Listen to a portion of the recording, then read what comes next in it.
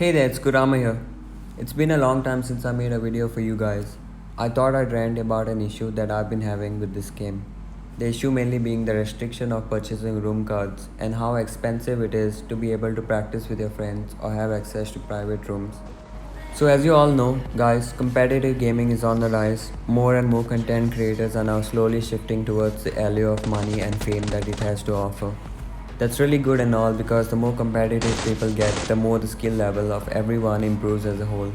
But you see, the issue that I have is that PUBG Mobile no longer makes the room card accessible to regular players unless you pay about 700 rupees for a 7-day unlimited room card and 100 rupees for a one-time use room card, which I think is ridiculously expensive.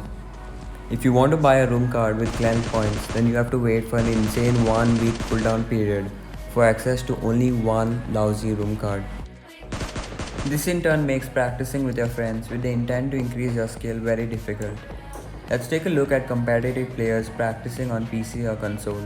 It's really easy to make custom rooms in CSGO or Call of Duty multiplayer, and according to my estimates, 90% of all PC games probably have these options kept free. And I'm sure mobile games like Call of Duty Mobile and other Battle Royale games have the same access to private servers as well. Even if these games don't necessarily offer them for free, I'm pretty sure that they are more affordable than PUBG Mobile or less restrictive in some way. So you must be at this point wondering why I care so much about these custom room cards. Because there's a training room, arcade modes like War, Mini Zone, TDM and Classic where you can practice, right? Well, here's the issue. There's not much you can improve here because to be honest, only noobs play these modes.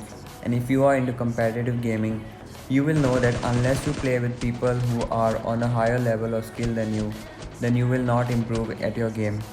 You simply need more challenging opponents to push your own skill level. Going back to the problem with classic or TDM modes is that you might actually develop bad habits because of how much freedom you have by having slightly better skill level than your opponents. When you go and play competitive, you will soon see how those bad habits, like running out into the open for kills, improper management of resources, not looking at the safe zone, and simple things like not practicing your lean and peek or sniping, will get you killed. While at the same time, you could do extremely well in classic or arcade modes without having to develop any of the skills that I mentioned. Just an above average skill level is usually enough to get you to Ace or Conqueror quite easily, and honestly, it's meaningless.